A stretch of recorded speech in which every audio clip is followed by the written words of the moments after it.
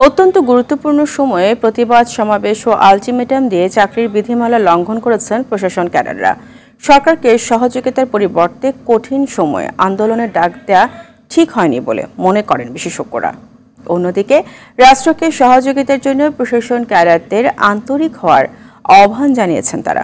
বলছেন, কঠিন সময়ে প্রশাসন ক্যাডারদের এমন আচরণে জনমনে বিভ্রান্তি তৈরি হতে পারে।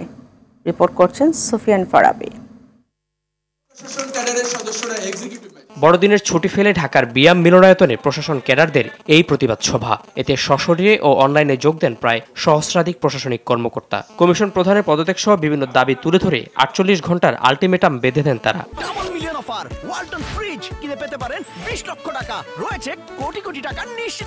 এমন কোনো সিদ্ধান্ত বা এমন কিছু করতে যাবেন না যেটা আমাদের সমাজে আরো দ্বন্দ্ব তৈরি করবে। দেশ শাসনে যখন অন্তর্বর্তীকালীন সরকার, সবাই যখন সংস্কার নিয়ে চিন্তিত, তখনই প্রশাসন ক্যাডারের সদস্যদের এমন আচরণে মর্মাহত বিশেষজ্ঞরা। কমিশনকে এই মুহূর্তে সরাসরি অবজ্ঞা করা এটা এক ধরনের দায়িত্বশীল আচরণ বলে আমি মনে করি না। প্রশাসন ক্যাডারে দীর্ঘদিন চাকরি করা সাবেক এই সচিব মনে করেন, আপত্তিকর কোনো প্রস্তাবের কথা সামনে আনেনি সংস্কার কমিশন। ডিপার্টমেন্টের যে অভিজ্ঞতাটা উনি এসে পলিসি লেভেলে কাজ করতে লাগাতে পারবেন।